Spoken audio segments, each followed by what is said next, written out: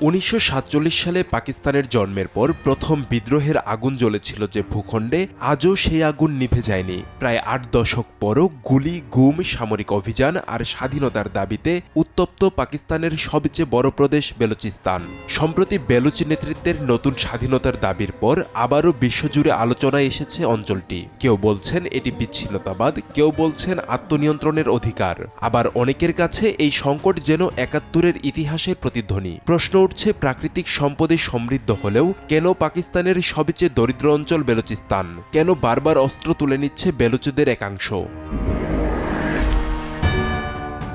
বেলুচদের ইতিহাসে স্বাধীনতার আকাঙ্ক্ষা নতুন নয়। ব্রিটিশ শাসকেরাও খুব দ্রুত বুঝে গিয়েছিল বেলুচদের শক্তি দিয়ে দমন করা সহজ নয়। তাই তারা একটি নীতি গ্রহণ করেছিল, পাঞ্জাবিদের শাসন করো, সিন্ধিদের ভয় দেখাও, পশতুদের টাকা দিয়ে কিনে নাও, আর বেলুচদের সম্মান করো। বেলুচ সমাজের ভিত্তি ছিল গোত্র, ভূমি এবং সর্দার। তাদের কাছে রাষ্ট্রের চেয়ে নিজের গোত্রই ছিল বড় পরিচয়। ব্রিটিশরা তাই সরাসরি শাসনের বদলে স্থানীয় সর্দারদের ক্ষমতা ও মর্যাদা দিয়েই অঞ্চল নিয়ন্ত্রণ করত।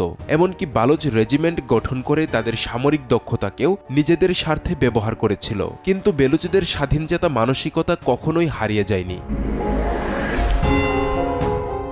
1947 সালে ব্রিটিশ ভারত ভাগ হওয়ার পর কালাত ছিল একটি দেশীয় রাজ্য। কালাত কিছু সময় স্বাধীন অবস্থানে ছিল। পাকিস্তানের সঙ্গে স্বাক্ষরিত স্ট্যান্ড স্টিল এগ্রিমেন্টেও কালাতকে আলাদা রাজনৈতিক সত্তা হিসেবে উল্লেখ করা হয়েছিল। কিন্তু কয়েক মাসের মধ্যেই পাকিস্তানের সঙ্গে যুক্ত হওয়ার দলিলে স্বাক্ষর করা হয়। এই সংযুক্তিকে স্বেচ্ছাসিদ্ধ নয়, বরং রাজনৈতিক চাপের ফল বলে দাবি করেন বেলুচরা। আর ঠিক সেই কারণেই 1948 সালেই শুরু হয় প্রথম বেলুচ বিদ্রোহ।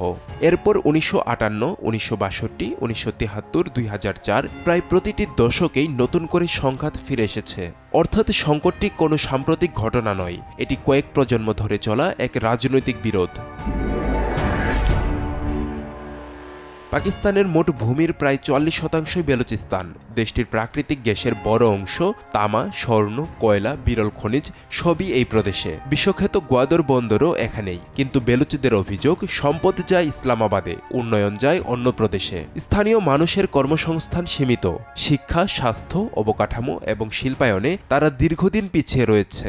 বিভিন্ন গবেষণা ও বিশ্লেষণে দেখা যায় পাকিস্তানের সবচেয়ে দরিদ্র অঞ্চলগুলোর একটি এখনও বেলুচিস্তান। অর্থাৎ সম্পদে সমৃদ্ধ হয়েও উন্নয়নে পিছিয়ে থাকার ক্ষোভই ধীরে ধীরে জাতীয়তাবাদীকে আরও শক্তিশালী করেছে। বেলুচ আন্দোলনের সবচেয়ে বিতর্কিত দিক হল মানবাধিকার প্রশ্ন।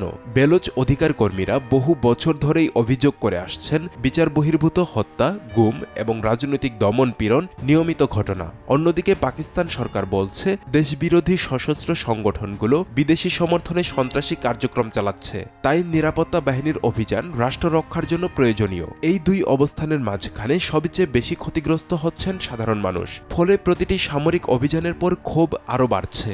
আর সেই ক্ষোভ থেকেই নতুন নতুন তরুণ যুক্ত হচ্ছে বিদ্রোহী সংগঠনগুলোর সঙ্গে।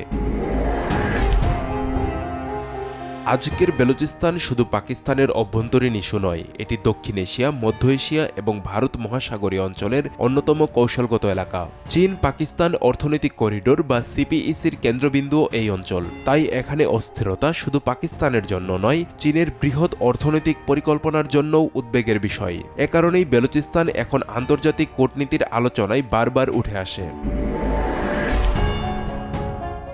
সাম্প্রতিক সময়ে কিছু বিশ্লেষক বেলুচিস্তানের পরিস্থিতির সঙ্গে 1971 সালের পূর্ব পাকিস্তানের তুলনা করছেন। তাদের যুক্তি, রাজনৈতিক বঞ্চনা, অর্থনৈতিক বৈষম্য, স্থানীয় সম্পদের ওপর কেন্দ্রের নিয়ন্ত্রণ এবং মানবাধিকার লঙ্ঘনের অভিযোগ। এসব ক্ষেত্রে কিছু মিল রয়েছে, তবে এই তুলনা সর্বজন স্বীকৃত নয়। কারণ বাংলাদেশের স্বাধীনতা ছিল একটি স্বীকৃত মুক্তিযুদ্ধ, যার পেছনে গণরায়, ব্যাপক জনসমর্থন এবং আন্তর্জাতিক স্বীকৃতি ছিল। অন্যদিকে বেলুচিস্তানের বর্তমান পরিস্থিতি এখনও একটি চলমান রাজনৈতিক ও নিরাপত্তা সংকট, যেখানে বিভিন্ন পক্ষের দাবি ও পাল্টা দাবিও রয়েছে। তাই দুই ঘটনাকে একেবারে অভিন্ন হিসেবে দেখা ইতিহাসের দিক থেকে যথাযথ নয়।